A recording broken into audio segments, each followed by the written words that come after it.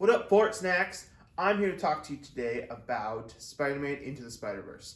As you can see, I'm in my studio, yeah, also known as my garage because I don't have anywhere else to do this. So you're going to see it from my garage. I'm here to talk to you today about Spider-Man Into the Spider-Verse. It's a really rad movie.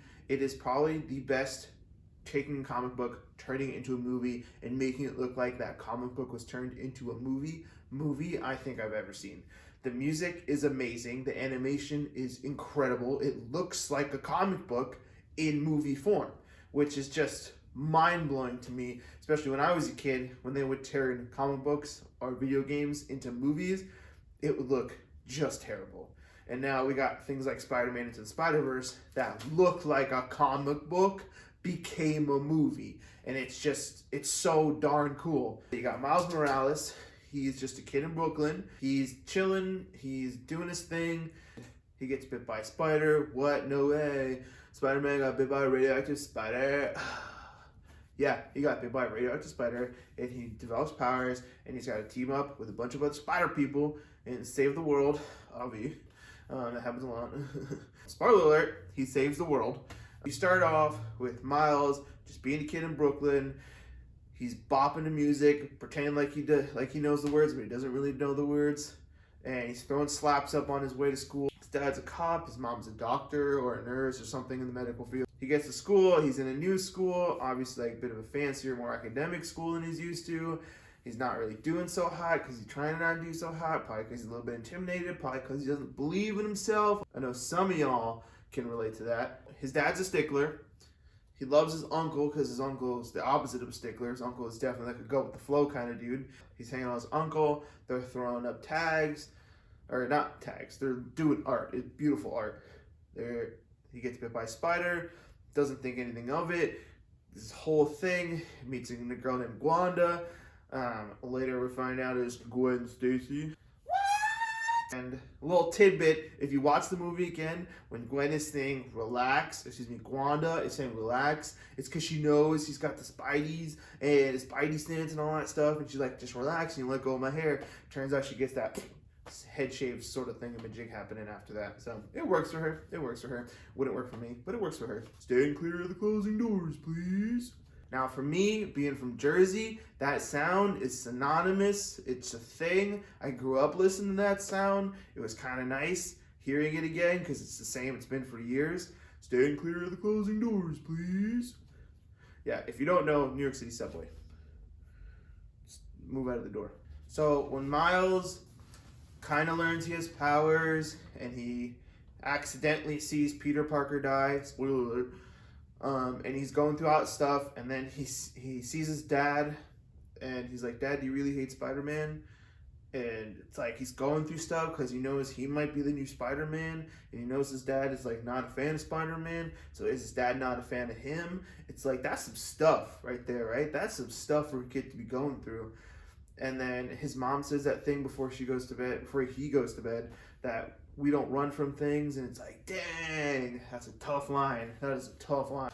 The whole scene where everyone is mourning Spider-Man and Mary Jane talks and does her speech, I almost cried. Legit almost teared up because that was just so good. It was done so well. It makes you feel the emotion that all those people are feeling, where they thought he was one of them. He protected them. He did everything for them. You have Mary Jane giving that speech that inspires them to be themselves, but also be the hero and all that. Oh, man. That was beautiful, beautiful scene. Peter B. Parker, get it, B, second one. His whole intro is hilarious. The comic book intro for each character that comes up is just, it's so cool. It's so well done. I really enjoy it a lot. And his intro is really, really funny because he's kind of falling apart. So obviously that's going to be funny. And clear the closing doors, please. Spider-Gwen's intro is really, really cool. The way she's introduced as not Gwanda, not just some girl in his school, but like Spider-Gwen, the way she's introduced is really, really rad. And then when we meet Doc Ock, she is so much cooler than the Doc Ocks I've seen before. Like, this was Doc Ock I really enjoyed, like, I'm not rooting for her, but like this is a Doc Ock that I'm enjoying watching her. She's good. Like I really like it. Yo, Aunt May. Aunt May is a beast. Aunt May would kick all our butts. Oh my gosh, the way she just like she knew exactly where the shed is, how to get down there, how everything worked. Later on, you find out she developed those little web slinging things, and it fits Miles really well. Like she's such a beast. Meeting all the spider people was really cool. The noir Spider-Man, the Japanese Spider-Man, they can't remember her name right now, and the pig Spider-Man, cartoon Spider-Man. That was all really cool. I think they did it really well without dragging it out because, you know, they would have to do the same intro for everybody. So they did it. I think they did a really good job of not dragging it out, but making it interesting, introducing everybody, and still being fun and short.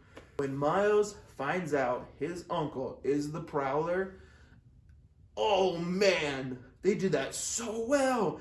They did that so well. You could feel it. You could feel what Miles was feeling in that moment. You could tell that he's freaked out, he's scared, he's sad, he's angry. He's all these things at that one moment in time. Like, oh, that reveal. That reveal. The villain fight scene thing in Aunt May's house with what, Tombstone, Scorpion, who else was there? Prowler was there. Kingpin kind of came in. Like, that whole scene was so cool. Poor Aunt May. They destroyed her poor house. Her poor little house. Just a nice little house in Queens, and they destroyed it. And then Aunt May, again, being a total beast, just knocks Tombstone out using just a bat. Prowler finds out that Miles is the new Spider-Man, and Kingpin kills him for not killing Spider-Man, and Miles has to like take him out of there. His uncle essentially died to save him, and then his dad finds his dead brother. Oh man! Oh man! Oh, it's such a good scene. It's sad. It's super sad. You have the huge scene where Kingpin is setting up the super collider and all that stuff, and they don't think that Miles can do it, and Miles doesn't believe in himself, and so Peter B. Parker is gonna stay behind and sacrifice himself so everybody else can get back to their dimensions. And then he gets it, and Miles goes and gets the suit, and he gets in there, and then the fight scene, the music, the graphics, everything is just hit. And then Miles is figuring it out. He's confident in himself. His dad gets to see Spider-Man as a hero, not just as like some guy, not just as some vigilante. Everybody grows in that scene. Literally everybody. It's so good. And then at the end, where Miles is like, "Oh, officer, good job today. Love you." And then, it was really funny. It was really good. Yeah. My overall thoughts of this movie is it's a definite watch. If you like comics, definite watch. If you like art, definite watch. If you like music, definite watch. If you like action, definite watch. So watch the movie because I loved it. You're going to love it. You should love it. You don't love it, not my fault. Okay? Okay? Not my fault. Okay, bye.